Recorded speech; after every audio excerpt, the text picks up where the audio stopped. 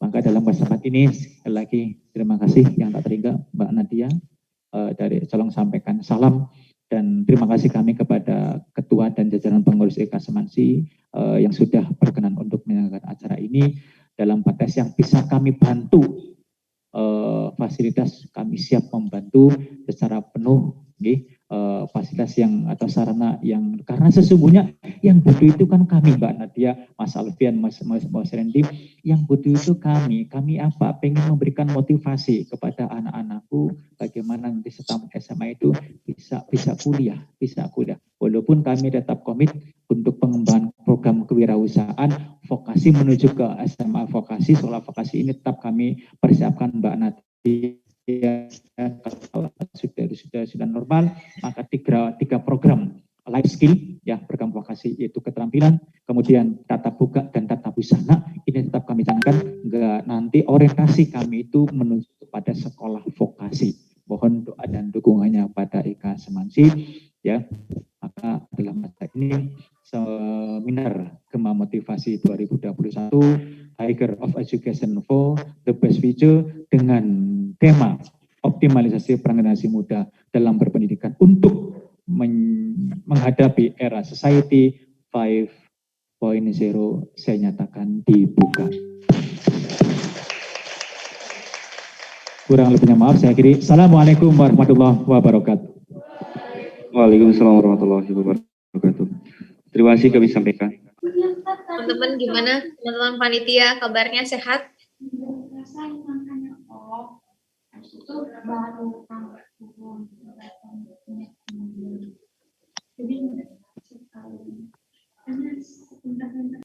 Oke, aku buka lagi ya dengan secara formal lagi. Assalamualaikum warahmatullahi wabarakatuh. Waalaikumsalam warahmatullahi wabarakatuh. Nah, sebelum kita menunjukkan Kak Sherly untuk berbicara tentang materinya, alangkah lebih baiknya aku memperkenalkan diri dulu.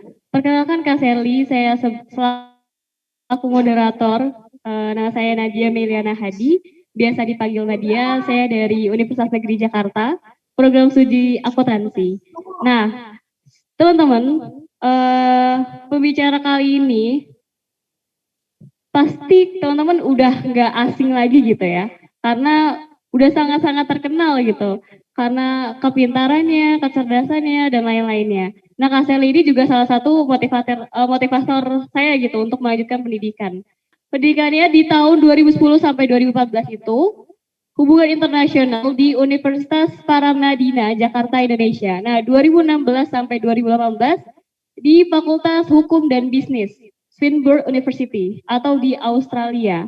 Nah, di sini juga Kak Sherly juga selain akademiknya juga ada organisasinya. Teman-teman di sini bisa dilihat nih ya, tahun 2000 terakhir, di tahun terakhir itu ada Sekjen Generasi Mari Berbagi di tahun 2014 sampai di 2016. Nah, di sini juga ada pencapaiannya nih. Banyak banget ya, teman-teman bisa baca juga sendiri penghargaannya, ada karya tulis terbaik, juara 1, di sampai ke penerima Paramadina Fellowship ya. Nah, di sini juga Kak Sherly ini berprestasi bukan hanya di negeri kita aja, tapi di luar negeri juga, yaitu menerima Australian Award Scholarship di tahun 2016 sampai 2018. Dan di mana lainnya. Nah, teman-teman masih bisa baca ya. Assalamualaikum Kak Sherly, apakah suara saya terdengar? Waalaikumsalam warahmatullahi wabarakatuh. Terdengar jelas? Jelas. Gimana kabarnya Kak Sherly? Sehat, baik, alhamdulillah. Boleh Kak Sherly sedikit perkenalan lagi lebih dalam untuk teman-teman mengetahui Kak Sherly. Gitu, boleh dipersilakan. Oke, baik, kita langsung aja kali ya. Soalnya waktunya terus berjalan nih. Gimana? Boleh nggak? Jadi kita anggap perkenalannya udah selesai, kita langsung lanjut aja. Oke, kita izin menyapa teman-teman dulu ya. Bismillah. Assalamualaikum warahmatullahi wabarakatuh, teman-teman semua. Assalamualaikum warahmatullahi wabarakatuh. Waalaikumsalam warahmatullahi wabarakatuh. Waalaikumsalam.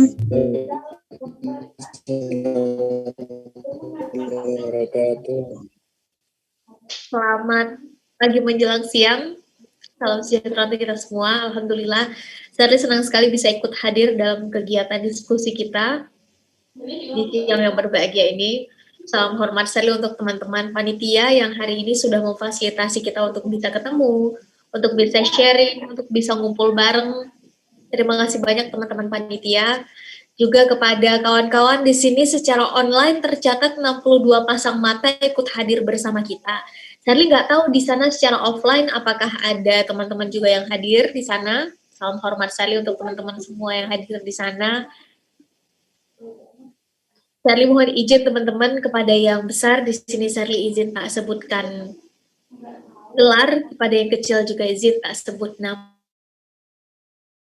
tuahnya, kepada guru-guru kami tentu dengan ilmunya, kepada para senior kami di sini tentu dengan pengalamannya, tapi yang jelas kita anak muda pasti dengan semangatnya. Semoga meskipun pertemuan kita secara virtual yang kita tatap adalah layar, tapi semoga ini nggak mengurangi esensi dari apa yang akan kita diskusikan dalam beberapa waktu ke depan. Ini menarik teman-teman. Di awal saya dikasih kesempatan untuk memberikan sedikit pemantik. Ini sama sekali bukan karena ilmu saya lebih atau pengalaman saya lebih, sama sekali bukan. Karena ada istilah dari orang bijak yang bilang kayak begini, setiap orang ada masanya, setiap masa ada orangnya. Dan sekarang adalah masanya teman-teman. Masanya kawan-kawan yang kalau saat ini sedang di SMA, berarti saatnya teman-teman untuk memulai memilih nih jurusan, memilih kampus. Kalau teman-teman saat ini sedang kuliah, sama ini adalah masanya teman-teman ditempa proses yang akan teman-teman lewati sebelum nanti toganya dipindah. Dan kita harus sama-sama akui bahwa ini adalah masanya kita anak muda. Yang 60% dari total penduduk Indonesia, 270-an juta, ini diisi oleh anak muda saat ini. Dan karena setiap orang ada masanya, setiap masa ada orangnya, dan sekarang adalah masanya teman-teman. Jadi kalau nanti ada perspektif yang berbeda, kalau ada sudut pandang yang berbeda, termasuk kalau ada pertanyaan, silakan nanti teman-teman sampaikan.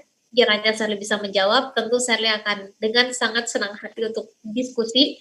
Tapi kalau Sherly nggak bisa jawab, Sherly tampung dulu sebagai PR. Semoga lain waktu kita bisa ketemu, baik secara langsung maupun nggak langsung, Sherly bisa bawa jawabannya. Teman-teman, ini menarik karena di tema kita ini ada dua kata yang menurut saya menarik. Pertama pemuda, kedua industry, society, industri 5.0.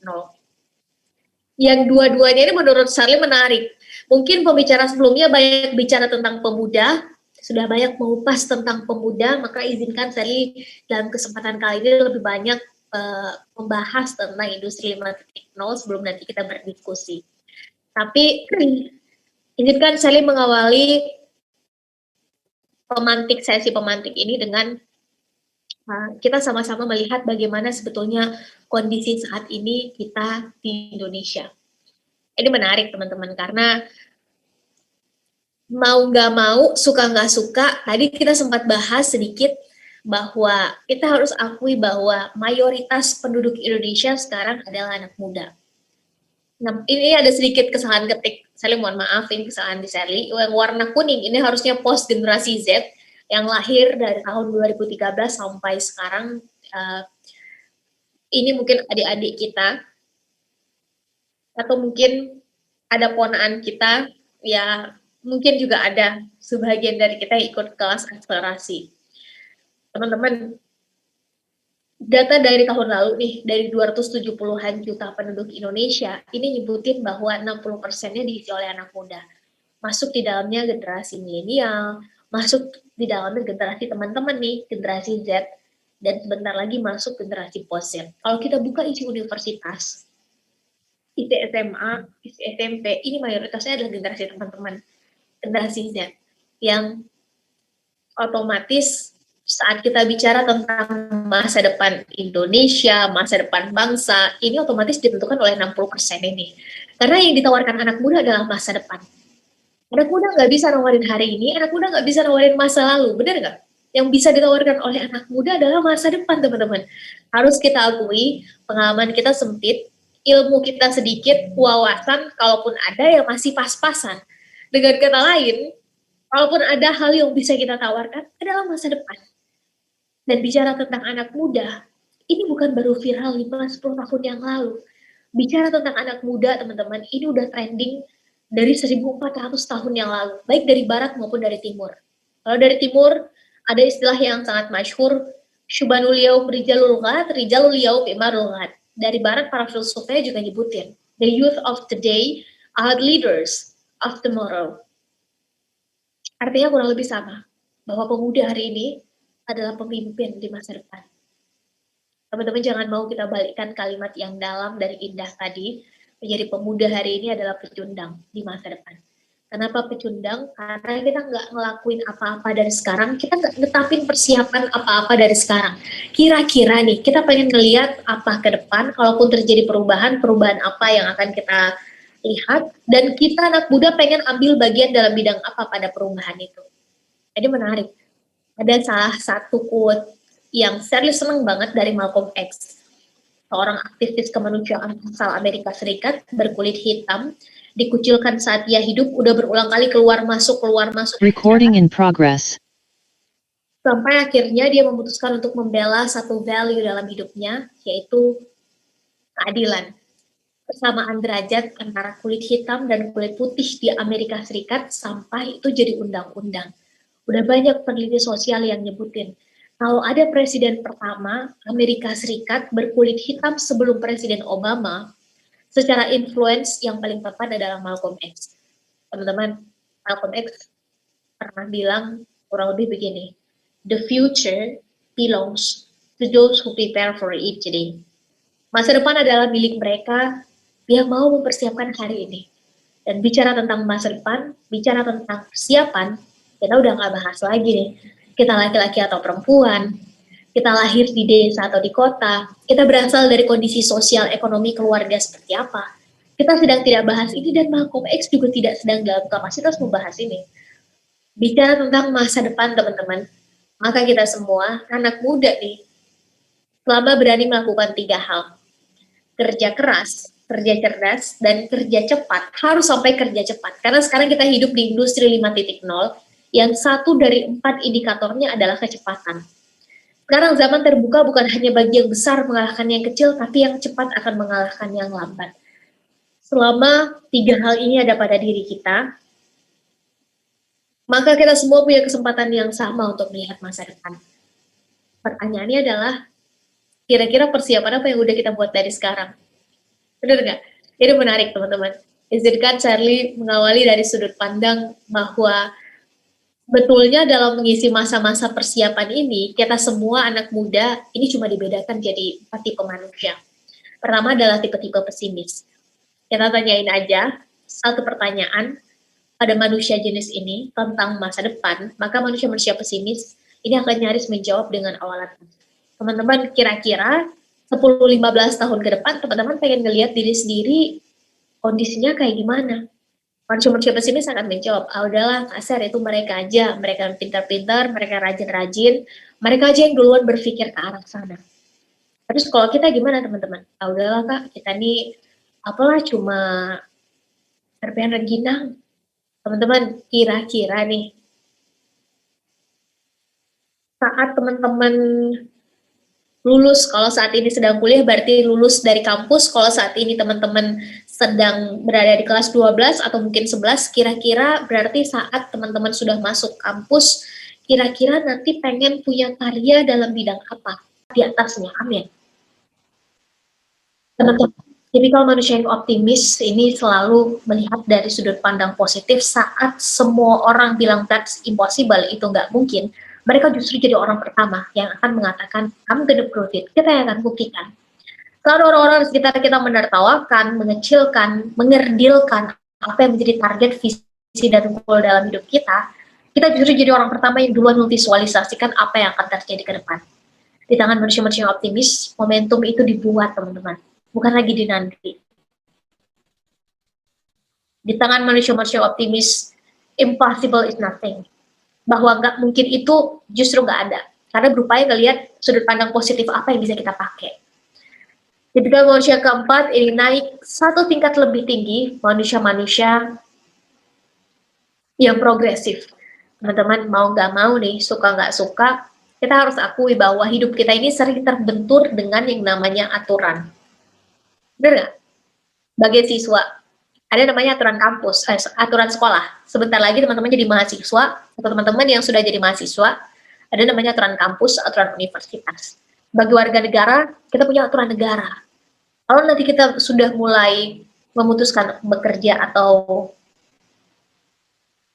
membuka lapangan kerja, maka ada namanya aturan perusahaan, aturan institusi atau lembaga tempat kita bekerja. Sebagai makhluk ilahi, kita punya aturan ilahi, teman-teman. Sebagai makhluk sosial, kita punya aturan sosial. Norma-norma sosial di tempat kita tinggal. Teman-teman, kita manusia memang hidup penuh dengan aturan. Memang demikian adanya. Justru aturan itu yang membuat kita terus berada on the track. Mereka yang progresif, bagaimanapun kondisi menghimpit, situasi menjepit, mereka akan terus keep going, keep moving. Gak bisa pakai cara A, pakai cara B. Gak bisa pakai cara B, pakai cara C. Gak bisa pakai cara C, masih ada 20-an cara lain sampai huruf Z. Selalu ada ide-ide yang kreatif, inovatif, tapi tetap solutif di tangan manusia-manusia yang progresif. Dan hanya akan ada dua hal yang terjadi pada manusia jenis ini. Satu perubahan, dua pembaharuan. Dengan 3 modal anak muda yang ada pada diri kita, yang nggak diapa-apain modal ini udah melekat pada diri kita, maka nggak ada alasan bagi kita anak muda untuk bersikap realistis, apalagi pesimis. Satu-satunya tangga yang pantas untuk kita, teman-teman, ini adalah tangga ketiga. Optimis, pelan-pelan naik satu level lebih tinggi. 3 modal yang kita miliki adalah satu. Energi kita masih sangat besar, teman-teman. Masih sangat mau diarahkan ke yang negatif, keputusan ada di tangan kita. Yang kedua, waktu kita masih sangat luang. Kalau ada generasi yang paling sering menggunakan istilah leyeh-leyeh dan rebahan, ini adalah generasi kita. Generasi muda. Kenapa? Karena kita belum memutuskan hal-hal besar yang akan menyita waktu, tenaga, pikiran, dan mengambil tanggung jawab kita. Waktu kita anak muda masih sangat luang, teman-teman. Dan yang ketiga, curiosity, keingintahuan kita terhadap segala sesuatu, ini masih sangat tinggi. Dengan 3 modal yang kita miliki ini, yang memang udah melekat pada diri kita, maka tangga yang paling pantas adalah tangga ketiga, pelan-pelan kita upgrade diri kita. Pertanyaannya adalah, sekarang posisi kita ada di tangga yang mana, zona nyaman kita kira-kira ada di tangga yang mana, dan kira-kira nih, orang-orang sekitar kita membiasakan kita untuk berpikir, melihat, mengambil solusi, mengambil sikap, ini dari tangga yang mana. Ini menarik, teman-teman. Waktu berubah, zaman berganti, teknologi hadir. Mereka yang bisa berdamai dengan ini, mereka akan ikut dalam pusaran akselerasi. Mereka yang nggak bisa berdamai dengan ini, mereka akan diam di tempat. Mantan Presiden Amerika, Benjamin Franklin, pernah bilang, if we are finished changing, then we are finished. Saat kita berhenti berubah, kita selesai. Pertanyaannya adalah, kira-kira perbedaan apa atau perubahan apa yang ada atau terjadi pada diri kita antara kita yang sekarang dengan kita sebutlah 2 atau 3 tahun yang lalu. Saat mungkin ada sebagian kita yang masih menggunakan rok atau celana biru dongker, atau mungkin sebagian kita masih menggunakan rok atau celana abu-abu. Apa yang membuat kita berbeda antara kita yang sekarang dengan kita 5 tahun ke depan? Termasuk saya bertanya pada diri saya sendiri.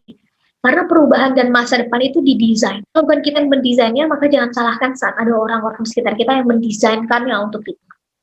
Dan kita mau nggak mau, kita harus akui bahwa sekarang kita mulai memasuki industri 5.0, industry society, yang kalau ada istilah orang bijak, orang yang paling berhak menyesal dalam hidupnya adalah dia yang punya kesempatan tapi tidak memaksimalkan kesempatannya, maka generasi yang paling berhak menyesal adalah generasinya kita. Generasi yang hidup di industri 5.0 karena kita mendapat akumulasi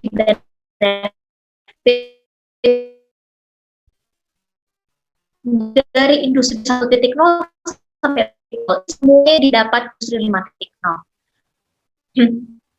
Sebenarnya kayak nih, kalau ada orang-orang hebat ya misalnya, itu butuh ketemu sama investor yang tepat, butuh modal yang besar, butuh ketemu dengan pimpinan rupa, terus didorong ke media-media mainstream dan besar, baru kemudian bisa dilihat, didengar, dibaca, ditonton oleh banyak orang.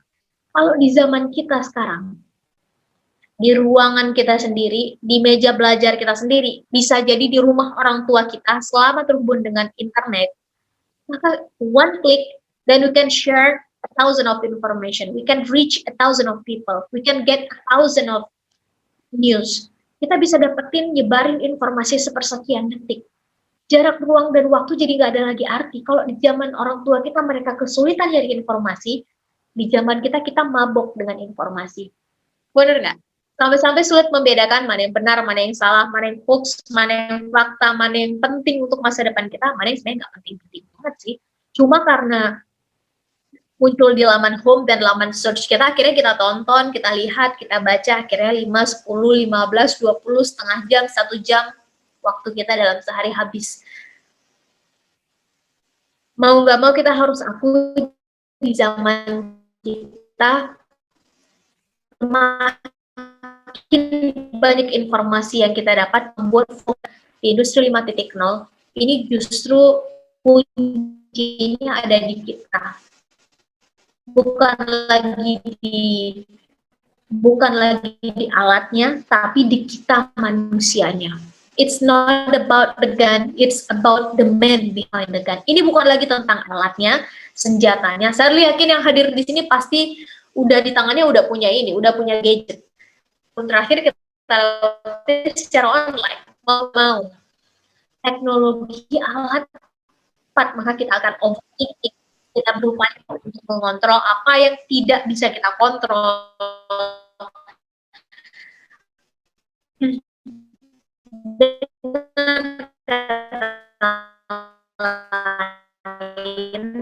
Secara sederhana basis pada teknologi. Jadi kita yang mengendalikan teknologi, bukan teknologi yang mengendalikan kita. Tadi kita sempat membahas 1 dari 4 kata kunci hidup di industri 5.0, yang salah satunya adalah kecepatan. Ada 4 kata kunci hidup di industri 5.0, bukan hanya hidup, tapi menjadi yang di atas rata-rata di industri 5.0 sekarang. Pertama adalah konektivitas. Mau nggak mau kita harus akui bahwa untuk bisa terkoneksi dengan internet sekarang adalah keharusan. Kita aja sekarang ketemunya lewat internet, teman-teman. Benar nggak? Kita boleh di mana aja, tapi selama kita bisa terhubung dengan internet, maka nyaris ini kehidupan akan tetap berjalan sebagaimana seolah-olah biasanya. Pendidikan sekarang dilakukan secara online, jualan juga secara online, apalagi kesehatan banyak sekarang dilakukan secara online. Dan pada akhirnya sekarang tentang bagaimana kita bisa mengontrol apa yang ada di dalam pikiran, mindset kita, dan pilihan sikap kita sebagai kunci dari industri 5.0. Dengan kata lain, kreativitas, inovasi, ini menjadi salah 2. Nanti yang akan kita bahas tentang skill set apa aja yang dibutuhkan di industri 5.0 sampai nanti 2025 sampai 2030, dirilis oleh World Economic Forum. Yang kedua adalah kolaborasi. Sekarang bukan lagi zaman kompetisi, teman-teman. Sekarang zamannya kolaborasi. Ini bukan tentang kita semua yang harus menguasai skillnya sendiri, tapi tentang skill kita apa, skill mereka apa, selama ada irisan tujuan, ayo kita saling sulam tampal. Kemampuan kita X, kemampuan mereka Z, ayo kita saling bergandengan tangan. Ini adalah tentang ketika kita menemukan ada irisan visi yang sama, menyesuaikan dengan kemampuan kita, dan kita fokus pada kemampuan kita, maka kita bisa saling bergandengan dan menyulam tambal. Bukankah dari awal Indonesia merdeka slogannya udah Bhinneka Tunggal Ika, berbeda-beda tapi tetap satu. Karena dari awal kita merdeka, slogan kita udah Bhinneka Tunggal Ika. Sekarang kita disibukkan dengan kebinekaannya, lupa satu statement yang justru jauh lebih penting dari kebinekaan itu, yaitu menunggal ika, tentang bersatunya. Ayo kita pastikan kita adalah anak muda yang satu paham dengan skill kita apa, dan yang kedua, kita punya goal, tujuan, dan target. Karena itu yang akan menentukan kita nanti akan beririsan dengan manusia-manusia seperti apa. pada proses industri 5.0. Yang ketiga adalah kecepatan. Tadi kita sempat bahas bahwa dan efektivitas zaman juga sekarang cepat tahu di mana salahnya, cepat memperbaiki kesalahannya untuk bisa masuk dan menjadi bagian dari pemain di industri 5.0. Dengan kata lain, kolaborasi, konten, dan komunitas ini menjadi bagian yang tidak bisa terpisahkan. Ini saya izin skip saja, tapi teman-teman nanti bisa cek bahwa sekarang perkembangannya sudah betapa senternya itu ada pada manusia, maka bahkan robot diciptakan namanya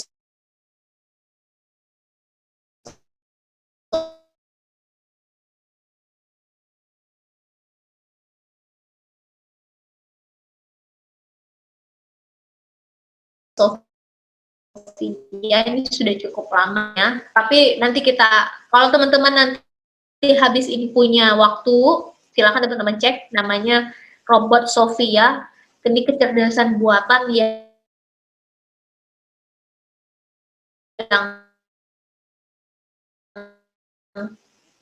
sudah di manusia untuk bukan menandingi, untuk seolah-olah bisa berhidupan dengan manusia. Meskipun ini membuat kita semua jadi khawatir. Apa bisa kita berhidup berdampingan dengan robot? Tapi ayo kita bongkar bahwa ketika pusatnya adalah manusia, maka pusatnya adalah di mindsetnya. Dan saat bicara tentang mindset, salah satu skill set yang paling penting adalah ini tentang problem solving. Problem solving ini adalah ujung dari literasi. Kalau kita mau melihat posisi literasi Indonesia, kita saat ini berada di urutan 60 dari 61 negara. Menurut PISA, Program for International Student Assessment menyebutkan sampai tahun 2015 setidaknya kita berada di urutan 60. Kemarin tahun lalu kita naik satu tingkat lebih tinggi jadi 59. Tapi dengan jumlah penduduk yang sangat banyak teman-teman, angka ini masih sangat jauh dari keseharusannya. Jadi ini menjadi menarik. Karena saat literasi kita rendah, maka otomatis sebetulnya kemampuan kita untuk menyelesaikan masalah-masalah di sekitar kita juga rendah. Ketika kita nggak bisa menyelesaikan masalah di sekitar kita, maka dengan kata lain, critical thinking kita juga rendah. Karena akar dari menyelesaikan masalah adalah critical thinking. Kita harus tahu dulu sumber masalahnya di mana, akar masalahnya. Ketika critical thinking kita rendah, informasi yang beredar begitu cepat, manusia-manusianya punya filter critical thinking yang rendah, semua orang memegang sosial media dan sosial media itu adalah platform yang sangat bebas, siapapun bisa menyebarkan apapun, maka wajar kalau pada akhirnya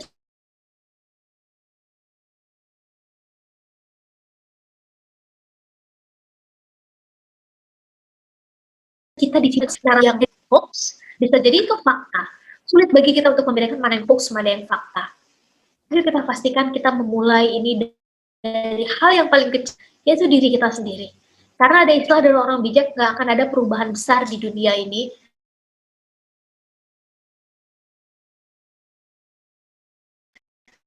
bisa terjadi tanpa ada akumulasi perubahan-perubahan kecil di belakangnya. Dan partikel kecil perubahan itu ada di diri besar di dunia ini, teman-teman.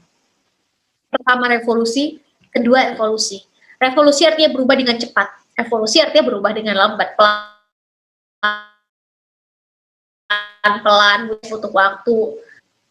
Ini bukan tentang benar salah, ini tentang kita evolusi. Ayo segera kita kira-kira anak muda yang kita takutkan apa? Bob Sadino bilang dalam bukunya ada 5 hal yang anak muda. Kita sama-sama cek ya. Nomor 1, anak muda takut belum memulai kita udah berpikir, aduh nanti kalau gagal gimana ya. Belum mencoba kita udah berpikir duluan, aduh nanti kalau nggak berhasil gimana ya. Kita duluan berpikir negatifnya daripada positifnya. Yang kedua, anak muda takut apa kata orang. Sedikit-sedikit kalau berbuat, aduh nanti apa kata orang ya. Mau meninggalkan satu kebiasaan buruk, memulai satu kebiasaan baik, aduh nanti apa kata kawan-kawan ya. Teman-teman udah nulis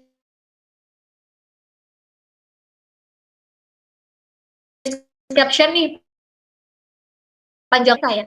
Apa yang orang lain pikirkan terhadap kita dan apa yang orang lain akan katakan terhadap kita, daripada kalau itu bisa kita buktikan dan kita konsistenkan, Kira-kira narasi apa yang akan beredar di kalangan kita anak muda?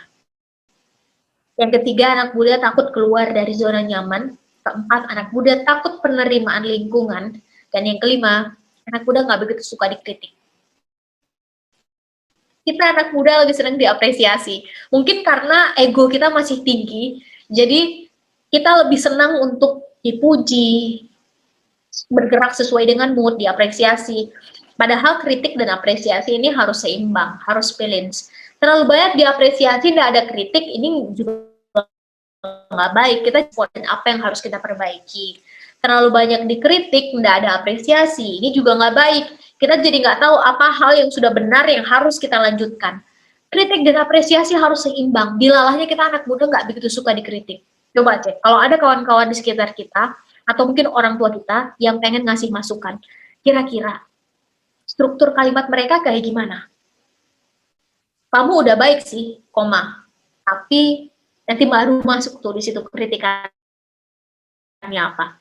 Tuh, kamu udah keren sih, koma. Namun nanti baru masuk masukannya apa di situ. Kita anak muda nggak begitu suka kritik, karena kita lebih apa kita nih memenangkan logika. Kita mungkin boleh berbeda dalam hal ini. Ada yang lebih mengedepankan logika, atau ada yang lebih mengedepankan perasaan, tidak ada masalah. Tapi logika dan perasaan ini kayak minyak sama air, teman-teman. Ini disatukan. Terlihat seolah-olah bersatu, kemudian nanti mereka akan pisah. Mungkin di awalnya gabung dulu, tapi nanti dia akan berpisah.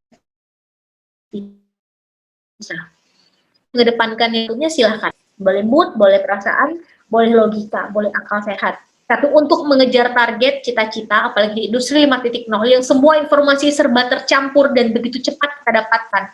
Pastikan pilihan sikap dan pilihan mindset kita ini diambil berdasarkan logika, bukan lagi perasaan. Supaya kita nggak terjebak pada logical fallacy. Dan ketika kita menggunakan cara revolusi atau berubah dengan cepat, maka otomatis formulasinya adalah apa yang selama ini kita takutin, 5 hal tadi misalnya, datangi, pelajari, taklukkan. Kalau nomor satunya kegagalan, habiskan jatah gagal kita justru sekarang saat muda, sehingga nggak ada alasan ketika dewasa kita nggak sukses. Mayoritas jatah gagal udah kita habisin saat muda. Oh, nggak ada orang sukses yang nggak pernah gagal, itu nggak ada, teman-teman. Orang yang nggak pernah gagal dalam hidupnya, ini dipertanyakan. Pernah memperjuangkan sesuatu nggak? Jangan-jangan terus-terusan berada di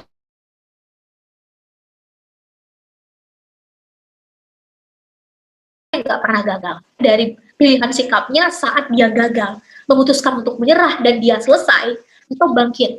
Dan masih ada peluang untuk keluar sebagai pemenang.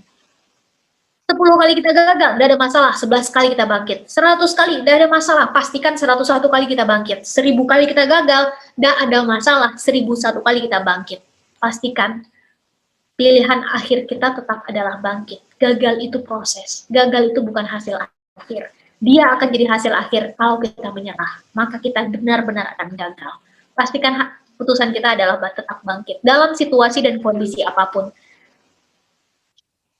Secara resiko betul, cara yang cepat kayak begini akan lebih besar resikonya, tapi secara efektivitas waktu ini akan jauh lebih tinggi. Atau pakai cara kedua, berubah tapi pelan-pelan. Butuh proses, butuh waktu. Dan hanya mereka yang punya persisten yang tinggi, kecerdasan paling tinggi, yaitu kecerdasan daya tahan. Kalau Harvard University bilang adversity quotient, hanya mereka yang punya konsisten, hanya mereka yang punya adversity quotient, daya juangnya tinggi, mempertahankan sesuatu yang dia putuskan dengan penuh kesadaran yang akan keluar sebagai pemenang. Karena di awal bakal banyak orang yang optimis, kita pasti bisa, itu bakal banyak teman-teman.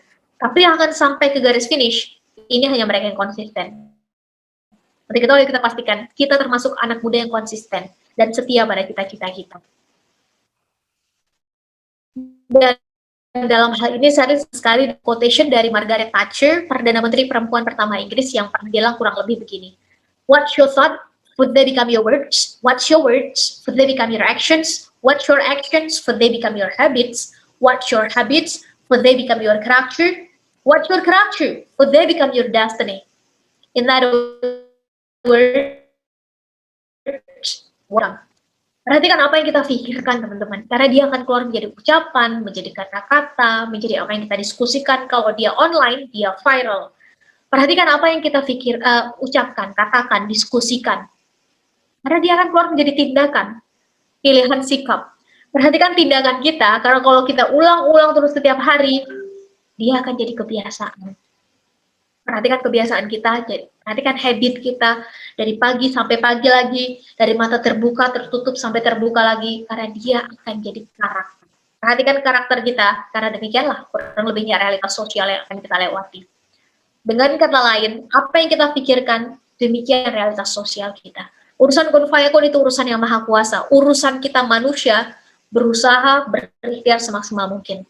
Kalau ada yang bertanya di mana letaknya takdir, kita udah sama-sama tahu jawabannya. Letaknya takdir adalah di batas maksimalnya usaha dan maksimalnya doa kita. Usaha dulu maksimal, doa dulu maksimal, baru kita bisa ngomong takdir. Kalau ada orang yang ujuk-ujuk udah ngomong, ya udahlah itu kita pasrah aja gimana takdirnya nanti.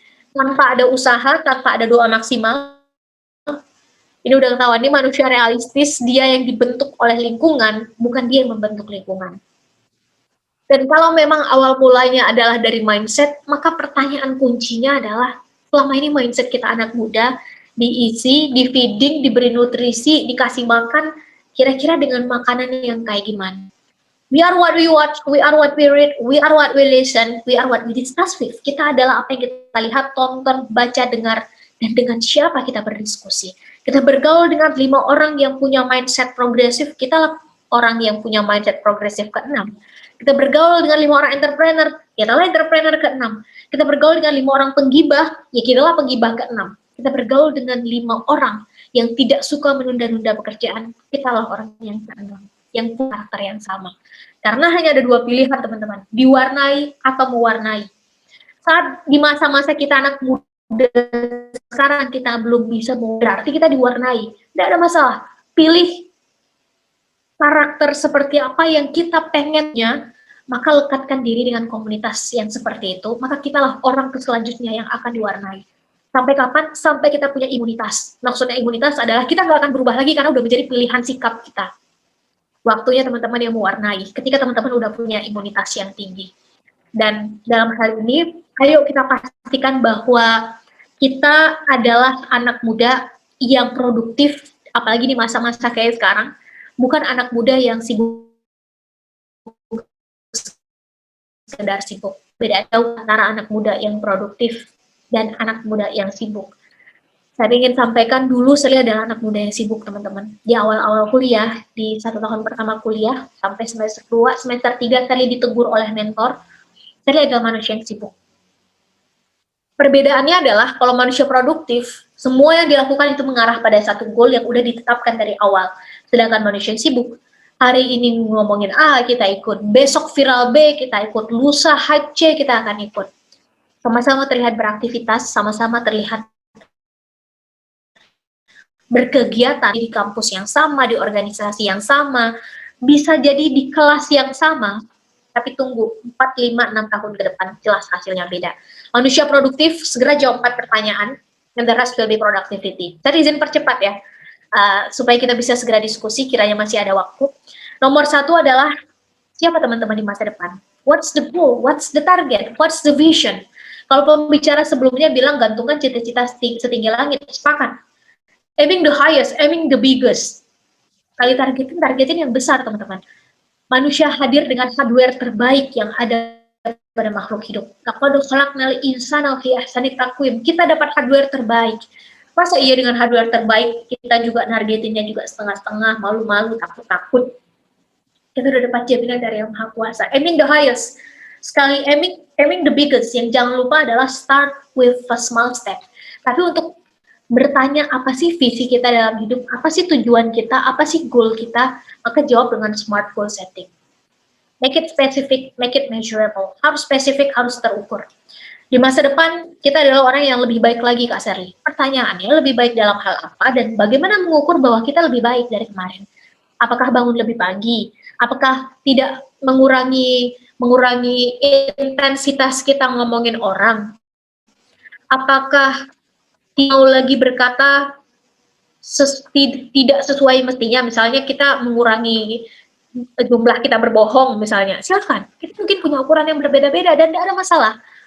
Kita bukan berupaya untuk menjadi versi lebih baiknya orang, bukan berupaya menjadi versi terbaiknya orang. Kita berupaya menjadi versi lebih baiknya diri kita dan berusaha menjadi versi terbaiknya kita, bukan orang lain. Karena kita nggak bisa menyamaratakan definisi sukses kita dengan orang lain, tidak bisa, teman-teman. Setiap kita punya definisi sukses yang berbeda. Di masa depan kita adalah seorang entrepreneur sukses. Pertanyaannya, entrepreneur dalam hal apa? Dan bagaimana mengukur kesuksesan kita sebagai entrepreneur?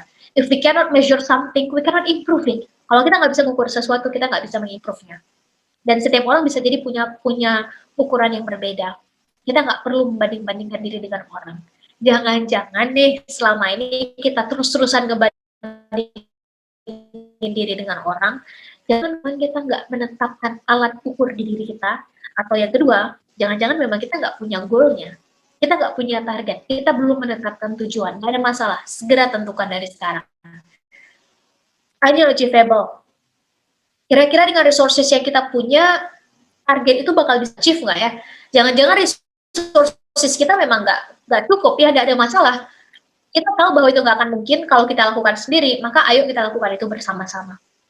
Atau kalau memang itu bukan yang bisa kita dapatkan, maka ayo kita mulai melihat itu bukan achievement saya, mungkin achievementnya dia, dan saya nggak perlu memenuhi achievement yang dia layak, tapi bagi saya itu nggak mungkin. That's it. Itu harus kita kejar. Karena realistik, bukan jadi manusia realistis, tapi ayo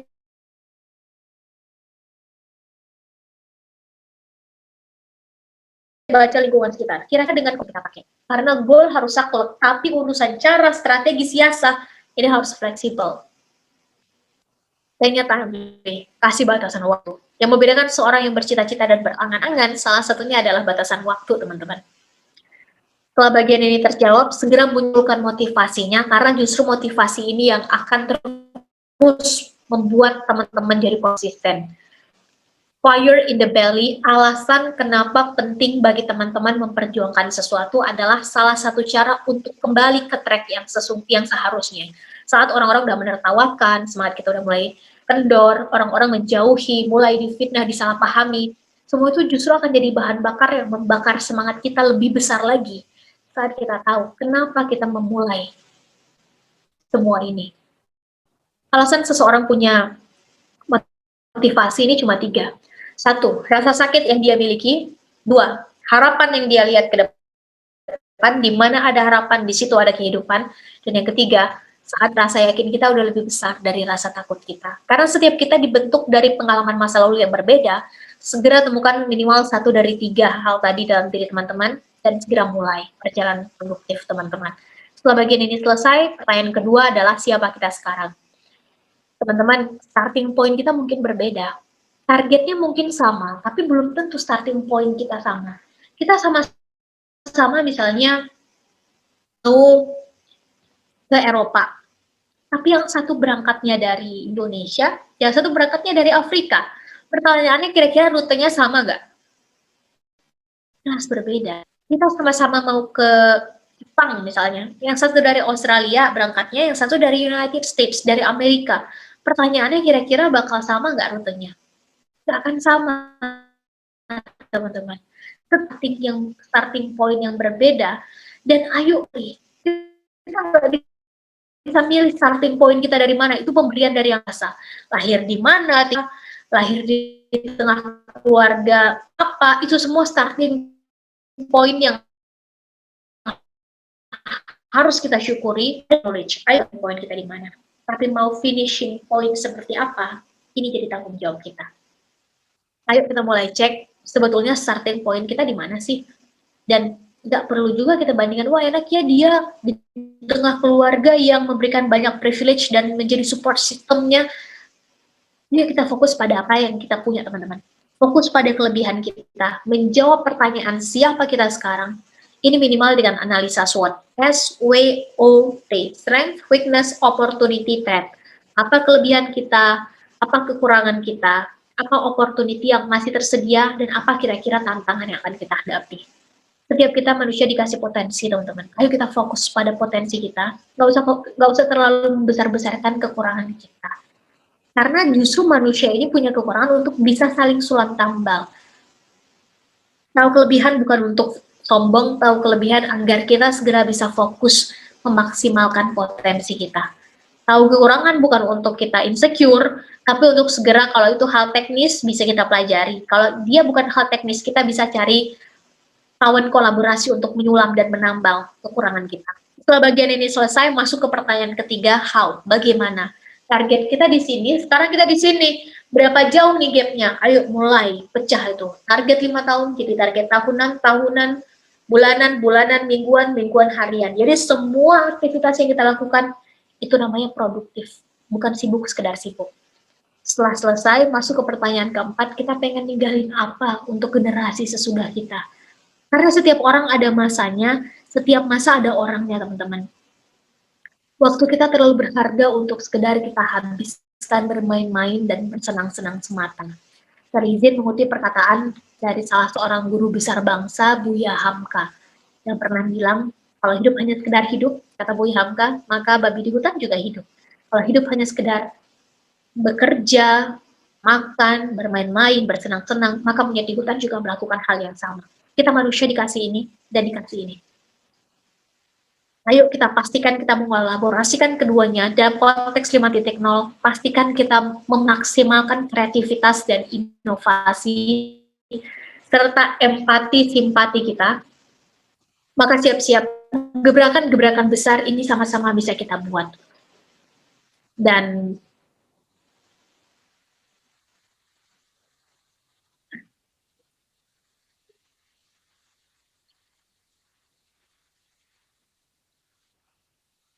kalau 4 pertanyaan tadi bisa kita jawab, maka sebetulnya nggak ada cita-cita yang terlalu tinggi. Yang ada adalah langkah kita yang terlalu pendek.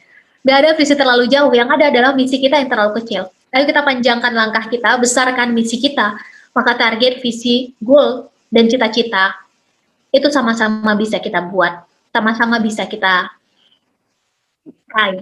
Karena mereka yang akan mendekat sesuai dengan kelayakan dan kesiapan kita.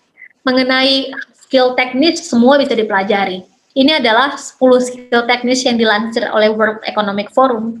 Dan sebetulnya ada satu lagi dari timeshighereducation.com yang sebetulnya kurang lebih sama. Mereka merilis 11 skill set yang mulai dari nomor 1, complex problem solving, sampai cognitive flexibility, negosiasi, people management, dan seterusnya sampai 2025. Ini semua bisa dipelajari. Practice makes us perfect.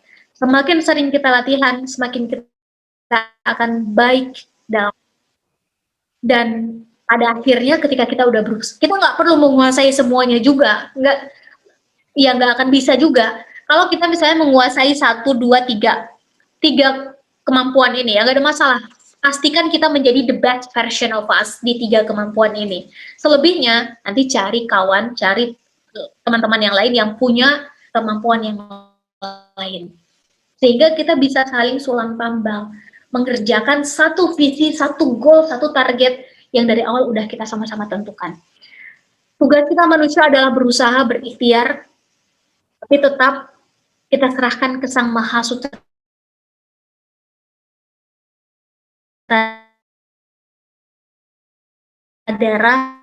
dan masa depan itu nggak pasti. Kita bisa memprediksi masa depan, ya nggak? Saya sepakat, masa depan itu pasti. Tugas kita adalah ya berusaha, hasil nggak akan mengkhianati proses. The best way to predict our future is created now. Cara terbaik memprediksi masa depan kita adalah sekarang. Dan orang yang paling bertambah adalah diri kita sendiri. Bukan orang tua kita, bukan guru-guru kita, bukan dosen-dosen kita, bukan kakak kita, bukan adik kita. Kita adalah orang yang paling bertanggung jawab untuk masa depan kita. Ayo pastikan kita mulai mendesainnya dari sekarang, karena kesempatan lebih senang datang pada mereka yang bersiap. Kesempatan lebih senang hinggap kepada mereka yang duluan melakukan persiapan. Setelah selesai kegiatan ini, ayo teman-teman kita mulai bertanya tahun dari sekarang. Kita ini siapa? Kira-kira kita mau punya skill yang kita master, kita the best di skill itu dalam bidang apa, dan kira-kira narasi apa yang mau kita buat untuk membuat lebih baik, menjadi lebih baik, orang-orang tersayang kita menjadi orang-orang yang otomatis juga ter-scale up kualitas kehidupannya, bahkan lebih besar lagi. Negara kita menjadi, karena perubahan paling kecil yang bisa kita lakukan, ini adalah dari diri kita sendiri. Mungkin itu yang bisa saya sampaikan.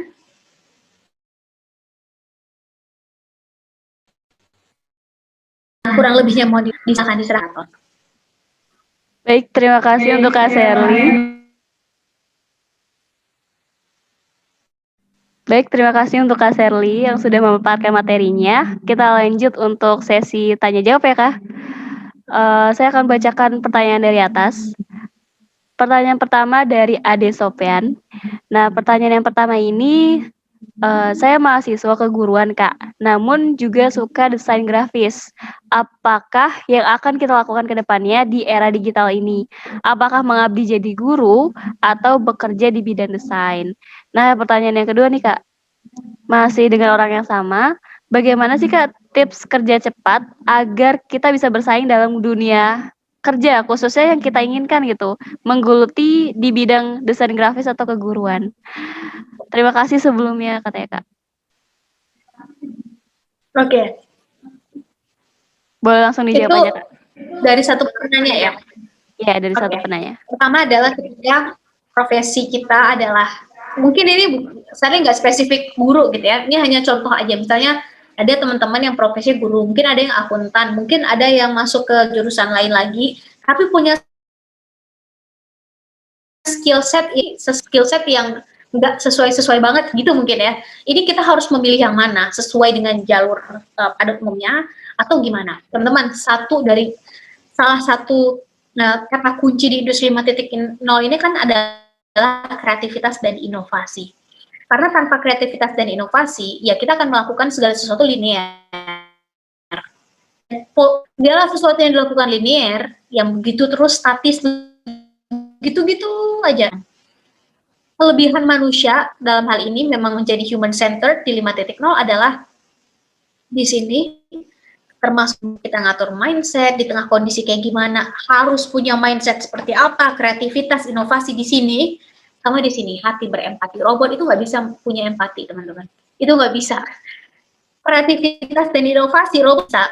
Kalau di robot atau di AI gitu ya, inputnya 1 tambah 1 sama dengan 2, itu sampai kapanpun ya begitu. 1 tambah 1 ya 2. Kalau mau ngubah hasilnya, ubah dulu inputnya, ubah dulu mesinnya. Tapi kalau di manusia, dengan kondisi sekitar, 1 tambah 1 bisa jadi 3, 1 tambah 1 bisa jadi 4. Artinya apa? Bermainlah di situ kreativitas dan inovasi. Apakah dengan desain grafis kita nggak bisa jadi guru? Dalam konteks ini, Charlie mohon izin nggak menyebut secara spesifik guru apa ya, kepada yang bertanya tadi. Siapa? Opan ya? Mas Opan ya? Ade Sofian ya? Charlie izin nggak menyebutkan secara spesifik guru apa, atau mungkin ada kawan-kawan yang udah sangat berjenjang nih. Guru harusnya PKN sih dari guru PKN misalnya, atau ada kawan-kawan lain, saya guru yang lain lagi. Apakah dengan skill itu kita nggak bisa memberi nilai tambah? Sangat bisa. Hanya ada 2 pilihan. Menurut saya ya, atau mungkin teman-teman mau nambah silahkan. Setidaknya sampai sekarang saya ingin menyampaikan ada 2 pilihan setidaknya. 1, dengan skill set yang kita punya itu memberi nilai tambah pada profesi kita. Jadi dia adalah guru PKN yang kalau ngajar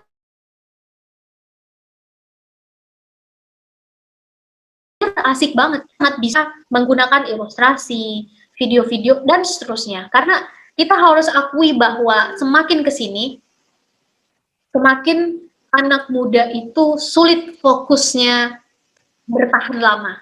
Itu mau nggak mau, itu hasil penelitian. Dengan itu bisa mengajarkan pelajaran-pelajaran yang menurut kebanyakan orang membosankan, tapi di kita tidak membosankan dengan cara skill yang kita miliki. Demikian juga dengan teman-teman yang punya kemampuan public speaking dan lain-lain. Yang kedua, ayo kita bongkar bahwa yang namanya guru itu nggak harus kemudian datang duduk di kelas mengajarkan itu kita menyempitkan arti guru, teman-teman. Itu salah satunya iya, tapi di tengah kondisi 5.0, guru sekarang bisa kita artikan dengan banyak hal kita bisa mengartikan dia adalah guru. Apakah ketika kita punya skill desain grafis kita nggak bisa diukur? Sangat bisa. Bahkan di luar dari kelas kita bisa memperluas, amplify kebermanfaatan kita dengan kemampuan yang kita punya. Sangat bisa. Jadi pertanyaan serupa juga pernah ditanyakan oleh kawan-kawan yang mengambil jurusan pertanian. Apakah kemudian dengan kita mengartikan petani itu harus datang ke sawah, bukan saya bilang datang ke sawah itu nggak baik, itu baik. Tapi apakah di zaman sekarang anak-anak mudanya berpikir bahwa petani itu harus datang ke sawah menyangkul dan lain-lain? Ya nggak demikian. Bahwa kita bisa mengendalikan teknologi dengan lebih cepat, lebih efektif, masuk ke pertanyaan kedua, lebih efisien sehingga hasilnya akan jauh lebih maksimal. Ada added value, ada tambahan nilai yang membuat hasilnya lebih maksimal. Manusia-manusianya juga jauh lebih bisa teroptimalkan dan lebih bisa dengan waktu yang singkat bisa mendapatkan hasil yang lebih optimal. Ini kan adalah tugas kita di zaman sekarang, di mana memaksimalkan teknologi untuk tetap mencapai hasil yang sama. Apakah kita menjadi bagian dari guru? Jelas kita menjadi bagian dari guru. Karena ketika guru hanya kita artikan sebagai mereka yang datang ke kelas terus mengajar, ini terlalu sempit, teman-teman. Sekarang ada begitu banyak arti dari guru. Kalau target dari guru adalah mentransfer knowledge atau menginfluence murid-muridnya agar bisa paham Pancasila, misalnya ya, oleh guru PKN, atau teman-teman misalnya yang punya spesifikasi bidang lain, targetnya adalah, silakan, fokusnya adalah di goal dan target. Mengenai nanti teman-teman mau bermainnya dalam hal apa dengan skill set teman-teman, itu nggak ada masalah. Karena kalau Sherly boleh jujur ya, saat Sherly kuliah, Sherly kan kuliah jurusan HI. Otomatis anak HI akan berpikir ketika lulus, ya jadi diplomat toh, masuk ke Kementerian Luar Negeri, terus berkarirlah di situ yang jenjangnya sangat terukur. Harus berapa tahun dulu, habis itu baru naik, sangat terukur. Untuk sampai ke titik itu, kalau bukan punya satu orang dalam, dua anak siapa, itu akan sulit untuk bisa langsung naik ke atas. Itu akan sulit. Dengan Sherly ini,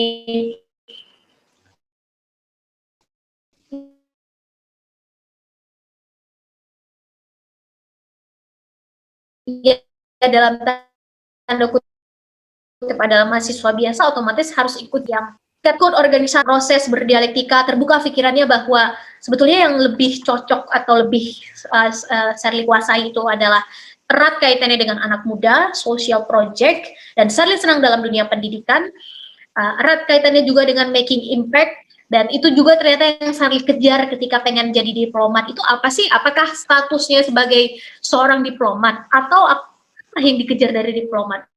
Itu kan pertanyaan-pertanyaan yang akan dan terus kita pertanyakan.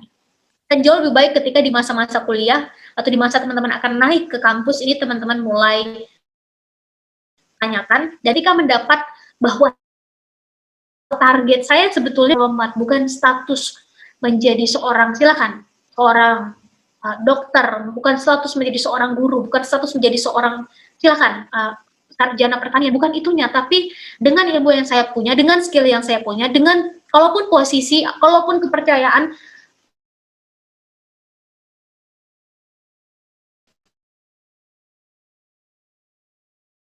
maka what's the impact? Kalau di guru berarti udah anak-anak SD, anak-anak SMP, what's the impact? Apakah dengan guru itu kita mulai ngedik deeper, kita akan mulai lebih dalam. Akhirnya mulai berubah tuh saat itu. Kalau ditanya dulu pengen jadi apa, dulu diplomat sampai semester 4, setelah itu ketika ditanya pengen jadi apa, ketika lulus jawabannya udah bukan diplomat lagi. Karena sudah melihat ternyata ada banyak cara untuk sampai pada titik itu. Makanya tadi untuk goal kita harus saklek, visi harus saklek, sehingga nggak 2 tahun berubah lagi. Ketika kita udah merenung ya, berpikir dalam, ini harus saklek. Tapi untuk cara fleksibel, strategi, siasat, cara strategi siasat ini harus fleksibel.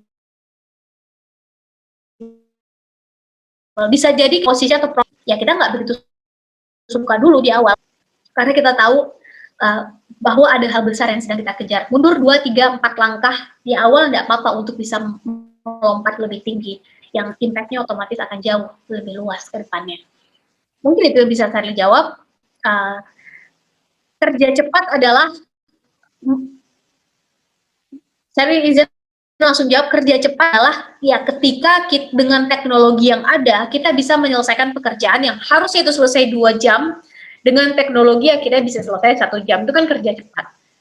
Sesuatu yang seharusnya itu bisa berjenjang butuh waktu 10 tahun, kita bisa mengakselerasi itu, atau ada jalan-jalan yang jauh lebih bisa menghubungkan kita ke the end user, itu jauh lebih cepat. Dan sekarang adalah masanya. Ketika orang-orang berpikir ini membutuhkan perangkat ABC dulu, kita anak muda bisa dengan kreativitas dan inovasi, campaign misalnya lewat sosial media, ini bisa mengumpulkan 15.000 tanda tangan misalnya di change.org misalnya. Yang sebelumnya ini butuh berapa lama untuk mengumpulkan sekian puluh ribu tanda tangan. Sekarang anak muda one click then can reach 1,000 of people. Jadi ada banyak cara yang cepat sekarang. Pertanyaannya adalah kalau ada yang lebih cepat, maka otomatis cara yang lambat itu akan ditinggalkan. Kecuali kalau itu udah pakai sistemnya mengharuskan kita menggunakan cara yang lambat. Nah ini beda lagi.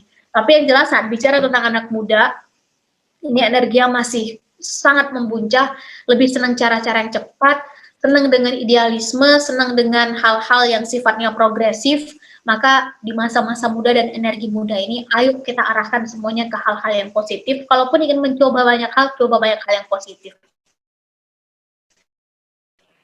Dan untuk menjawab pertanyaan ini, jangan terlalu cepat menutup diri pada kesempatan, teman-teman. Karena kita nggak tahu pintu kesempatan mana yang ternyata mengantarkan kita pada kesempatan yang jauh lebih luas, yang ternyata itu adalah titik maksimal atau titik yang lebih baik yang bisa kita dapatkan. Ketika itu baik dan positif, coba banyak hal. Kalaupun kita harus keluar dari zona nyaman saat mencobanya, nggak ada masalah. Karena zona nyaman itu harus segera kita kembangkan, harus kita perluas zona nyaman kita.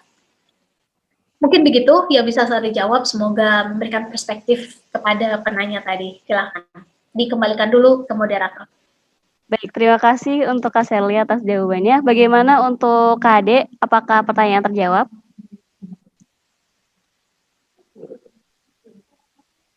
Oke, baik Kak, saya rasa sudah sangat jelas dan lengkap pemaparannya. Terima kasih banyak Kak Sherly atas jawabannya. Terima kasih juga moderator atas kesempatan yang telah diberikan. Baik, terima kasih juga untuk Kak Ade untuk pertanyaannya.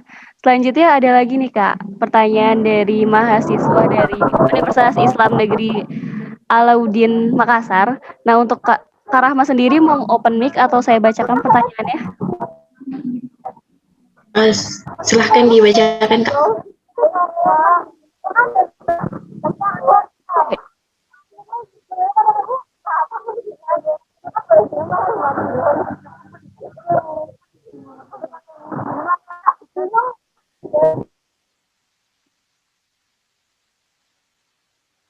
Baik, untuk pertanyaan selanjutnya dari Kak Rahma, di usia sekarang seperti yang Kak Sherly bilang, yang menjadi kecemasan utamanya itu yaitu masa depan kita, bagaimana ke depannya.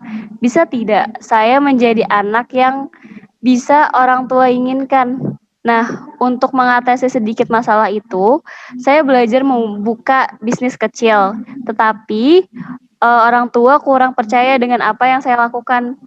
Katanya fokus aja dulu ke kuliah. Nah, menurut Kak Sherly,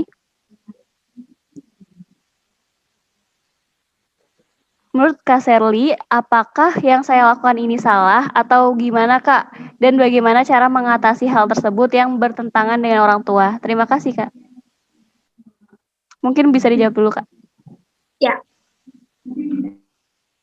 Pertama, ketika target kita adalah menyenangkan atau membahagiakan atau membanggakan orang tua, kita perlu tahu dulu yang membuat, kalau target kita itu ya, kita perlu tahu dulu yang membuat mereka senang itu apa, yang membuat mereka bahagia apa, kan gitu ya.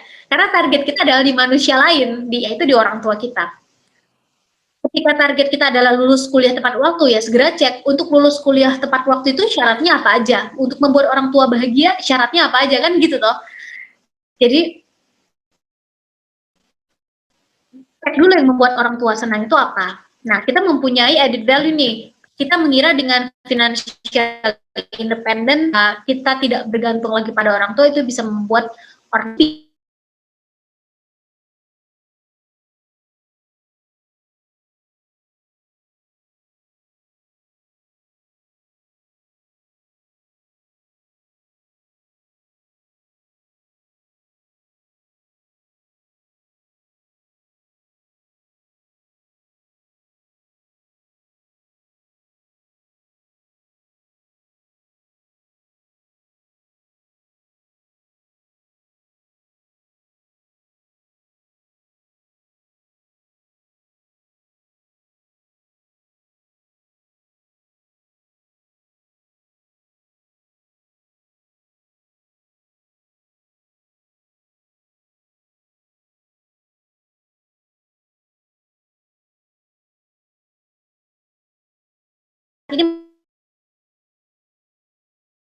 menjadi penting adalah organisasi, lapisan ketiga adalah penjualan. Silakan.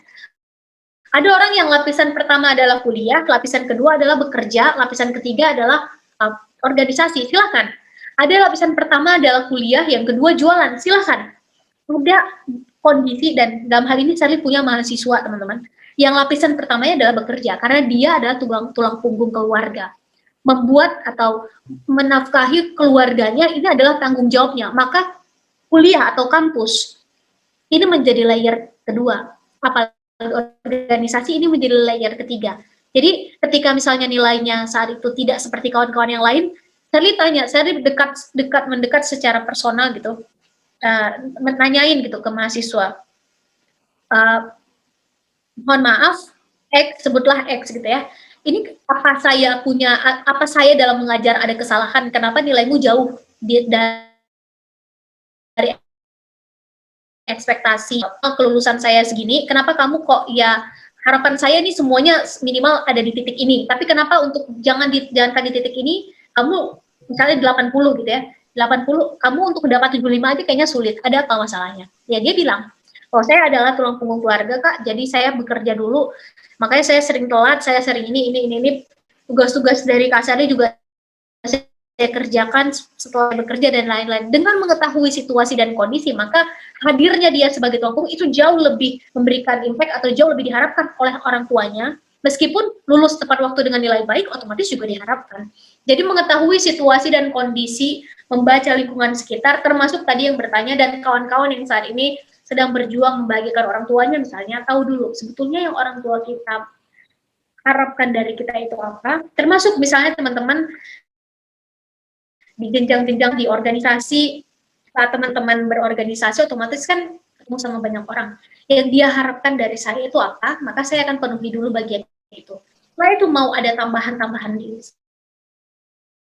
setelah itu ya nggak ada. Ketika lulus SMA lanjut kuliah nggak mengizinkan, karena kalau seandainya kamu nggak fokus maka otomatis kamu akan gagal di beasiswa itu dan kami yang harus menanggung itu dan kami nggak sanggup. Sudah sampaikan harapannya, berarti kan sebetulnya harapannya adalah selesaikan, fokus aja kamu sama kuliahmu.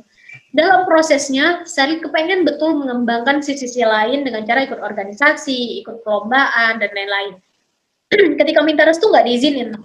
Charlie misalnya ikut dari muda pilihan, Charlie ikut kegiatan organisasi dan lain-lain, nggak diizinin oleh orang tua. Kamu lulus aja tepat waktu, karena kalau kamu sempat gagal di semesteran kamu, maka otomatis kami nggak akan mampu untuk membayar itu.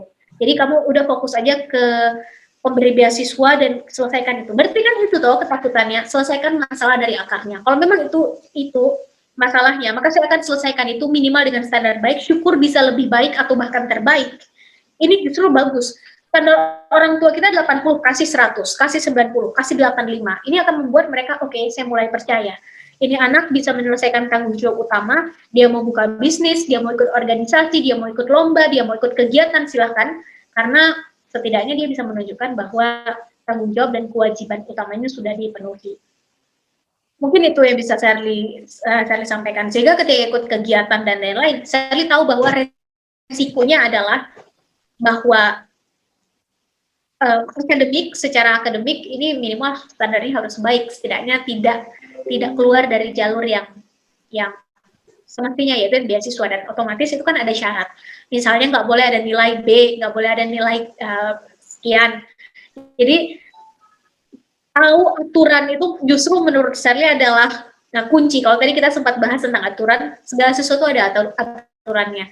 Ketika kita akan bingung ketika kita nggak tahu aturannya. Maka pastikan kita tahu aturannya. Ingin membuat orang tua bangga, ingin membuat orang-orang di sekitar kita merasa terbantu, ya tahu dulu aturannya. Ini sebetulnya apa yang mau kita bantu, apa yang mau kita deliver, siapa yang mau kita buat bangga, dan apa yang membuat mereka bangga. Ini harus selesai dulu di awal. Setelah itu putuskan skala prioritas, setelah itu eksekusi dan jaga waktu teman-teman. Time management. Itu kan adalah skill set yang sangat bisa dipelajari oleh siapapun. Mungkin itu yang bisa saya jawab. Nah, mohon maaf kalau ada salah-salah, ada kurang-kurang. Saya mohon izin teman-teman. Saya pikir tadi adalah pertanyaan terakhir yang bisa saya jawab, karena waktu saya udah diingatkan harus bersiap ke seminar selanjutnya. Semoga ada hal baik yang bisa teman-teman dapat. Yang baik diambil, yang nggak baik ditinggalkan aja bersama Sherly. Semoga COVID-19 ini selesai, kita bisa ketemu dan silaturahim secara langsung. Sekali lagi saya ucapkan terima kasih banyak panitia dan kawan-kawan.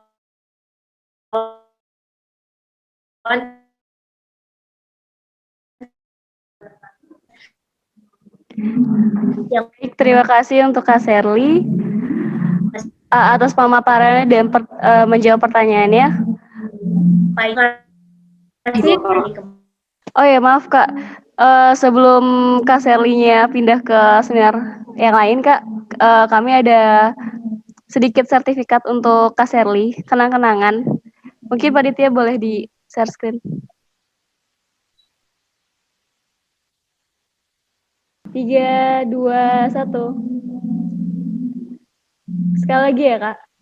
3, 2, 1. Baik, untuk Kak Sherly, terima kasih atas waktunya dan pemaparan materinya Kak, sangat bermanfaat sekali untuk kita semua. Terima kasih nih kami dari panitia juga, dan mohon maaf bila ada banyak kekurangan nih Kak. Mungkin itu aja yang bisa saya sampaikan. Terima kasih Kak untuk Kak Sherly. Sherly pamit ya teman-teman. Assalamualaikum warahmatullahi wabarakatuh. Waalaikumsalam. Waalaikumsalam warahmatullahi wabarakatuh. Waalaikumsalam Kak Sherly.